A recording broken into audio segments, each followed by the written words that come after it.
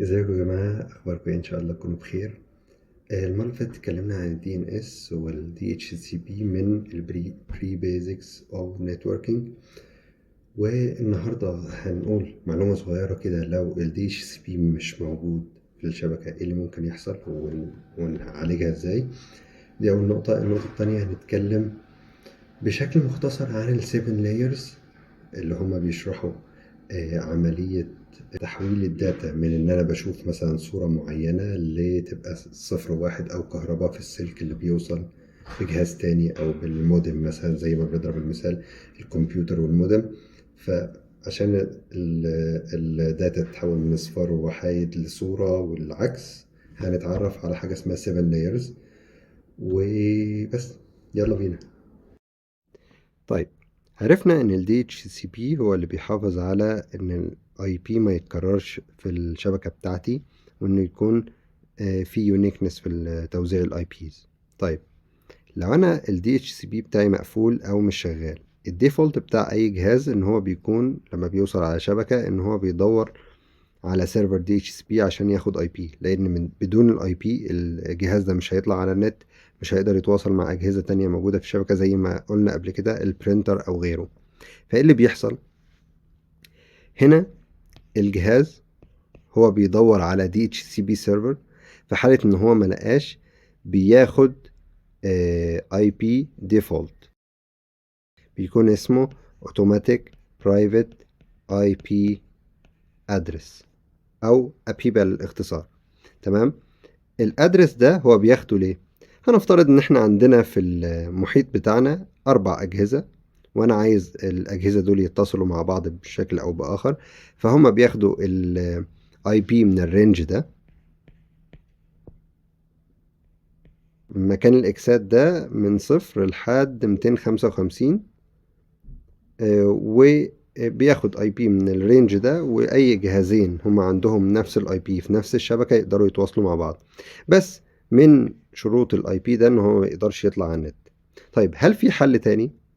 الحل التاني هو ان انا ادي static IP. وانا عشان ادي static IP فانا بحتاج ان انا ادي subnet mask، لازم اكون عارفه، وادي gateway، وادي كمان DNS servers. وتعالوا نشوف مع بعض مثال بسيط على فكرة الستاتيك اي بي. يلا بينا. هنفتح كنترول بانل وهنتأكد ان هي كاتيجوري، وهنخش على network and internet. هندخل على network and sharing center وهنختار الشبكة اللي احنا داخلين عليها. هندوس على properties، ومن هنا نختار IP version 4. هندوس دبل كليك عشان تفتح معانا. هي على الاوتوماتيك، يعني بتاخد من ال DHCP وده الديفولت، وبرضو ال DNS نفس الموضوع بياخد اوتوماتيكلي. ولو دخلنا على CMD وكتبنا IP config هيطلع لنا هنا معلومات الواي فاي، وده الاي بي اللي انا واخده من ال DHCP. هنكتب ipconfig/all هيطلع لنا كل المعلومات اللي مكتوبة، وهنتأكد من lease time وان DHCP enabled yes، ودي الداتا زي الجيت واي والدي ان اس سيرفر. بعدين هندخل هنا هنخليها ال IP هيبقى manual او static، وهندخل ال IP ده. السبنت ماسك هو اختاره اوتوماتيك لان ده كلاس سي، وده هنعرفه في النتورك بيزكس.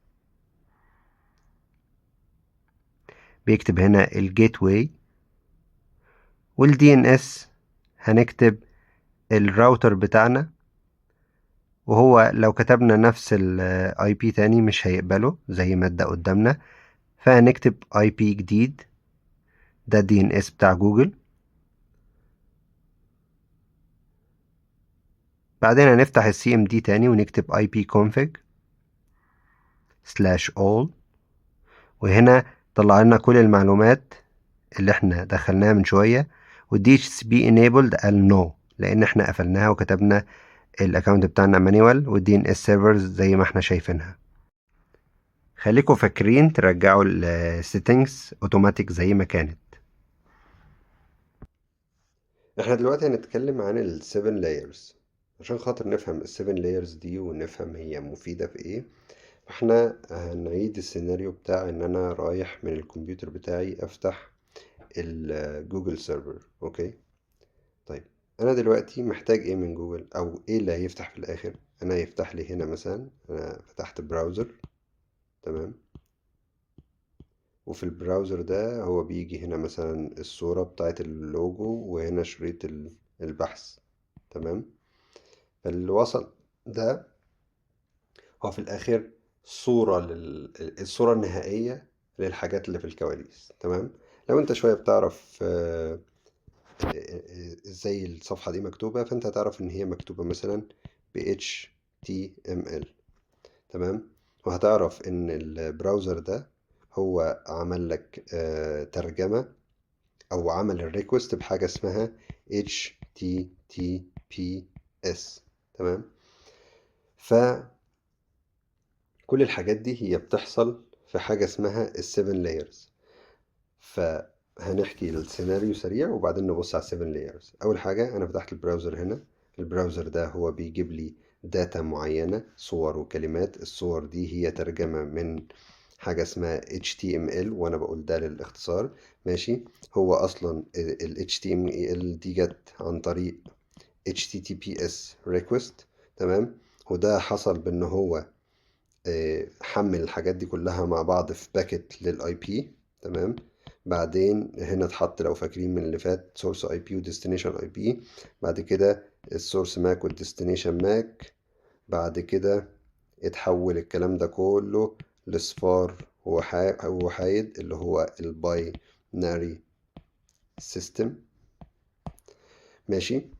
وراح اتعمل له بقى راوتنج، والاي اس بي بعته دور على الجوجل سيرفر. فالجوجل سيرفر هو بياخد الكلام ده كله صفار ووحايد، بياخده بالعملية العكسية، ان هو يمر بكل الحاجات دي بالعكس لحد ما يشوف انت محتاج منه ايه.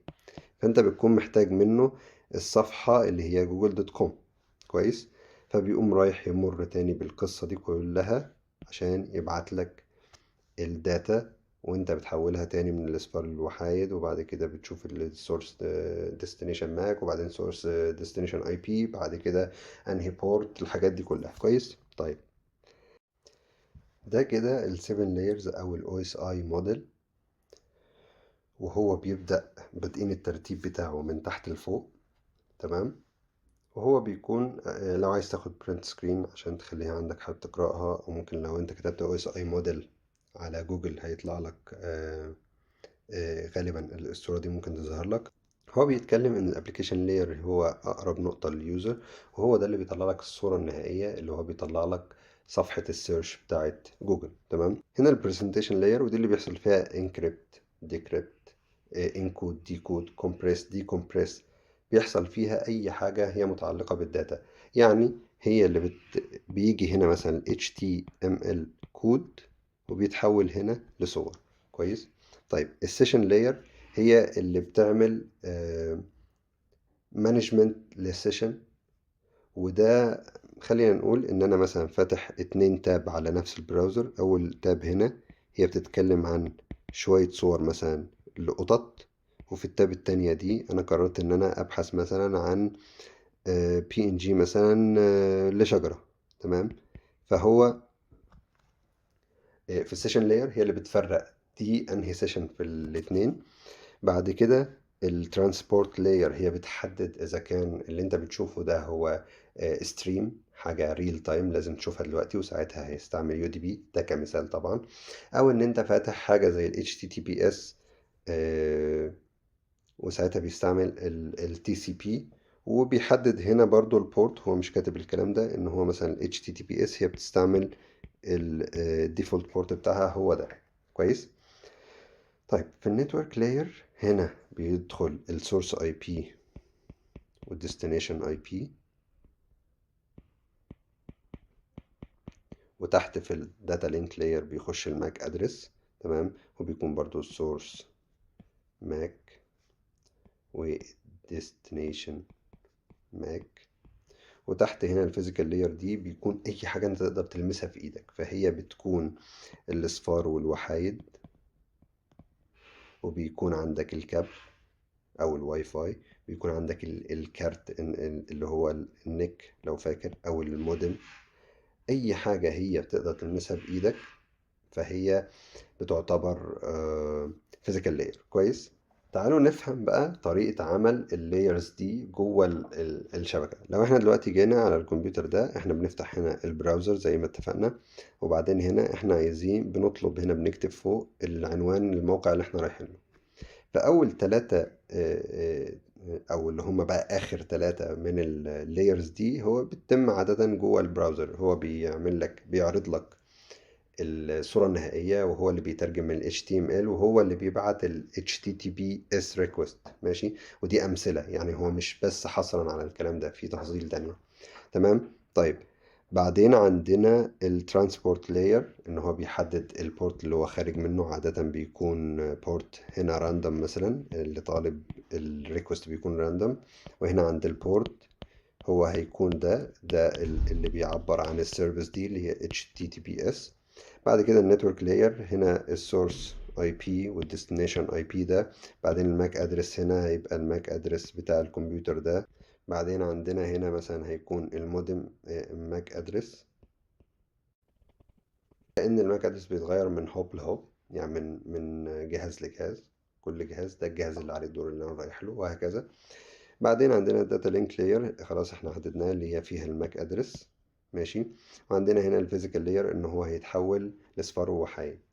هنا ده اللي حصل من ناحية الكمبيوتر، شايفين السهم نازل لتحت. بعدين لما يروح عند السيرفر هو بيمشي العكس، بيوصلوا هنا الاصفار والوحايد. هو بياخده يترجمه، يفك الفريم بقى كله، يطلع منه الماك ادرس سورس وديستنيشن. بعدين يخش على الباكت، يطلع الاي بي سورس وديستنيشن. بعدين يشوف انهي بورت، انت عايز مني السيرفيس بتاعه ال HTTPS. طيب يا باشا، مش تقول يفتح لك سيشن عنده. بعد كده السيشن دي هي بتاعه القطط. بعدين يعمل يمر بقى بكل الخطوات، وبعدين يرجع لك الداتا بنفس الطريقة، يمر تاني بكل اللايرز، وبعد كده يبعت لك الداتا، وانت تاخدها تمر عكسي. فهنا هو بيعمل ايه؟ بيقوم مرجع الداتا تاني، خدها من السيرفر، وبعدين رجعها لك. فهنمر بالحاجة العكسية. فهي كأنها تو واي، طريقين. طريق بياخد وبعدين يدي ويرجع، وهكذا. تبادل البيانات بيحصل بالطريقة دي. ده كده الحاجة اللي احنا اتعلمناها هنا دي اسمها زي ما عرفنا من شوية OSI موديل. تمام. لما نخش بقى في الشبكات هنعرف ان في حاجة تانية اسمها كمان TCP over IP. ده ايه؟ ده الشكل نقول الجديد اللي يخليك تعرف تتعامل مع الشبكات. طيب انا ليه بتعلم سواء TCP over IP او ال OSI موديل؟ خلينا هنا نقارن بسرعة ما بين ال OSI موديل وال TCP over IP. هو اللي عمله ان هو جمع اول ثلاثة او اخر ثلاثة layers، لان هي زي ما اتفقنا بتبقى بادئة من تحت ومخلصة فوق. فهو اخد اخر ثلاثة حطهم كلهم يبقوا لاير واحدة. الترانسبورت لاير هي نفسها متغيرتش. بعدين في النتورك لاير برضو نفسها، ودمج الجزء بتاع الداتا لينك لاير والفيزيكال لاير. هل هي بتفرق في حاجة؟ انا بحب اتعلم اكتر الاو اس اي موديل، ابقى فاهم ان في حاجه اسمها تي سي بي اوفر اي بي، وابقى ماشي حاطه قدام عينيا. بس اكتر اللي بتعامل معاه الاو اس اي موديل، لان هو ديتيلد اكتر، فبيوضح الامور اكتر وقت الترابل شوتنج. بس هي دي الفكره بتاعت الاو اس اي والتي سي بي اوفر اي بي، وبيساعدك اكتر في الترابل شوتنج لو انت في عندك مشكله في الشبكه ازاي تحلها، وبيساعدك كمان تفهم التواصل بيحصل ازاي.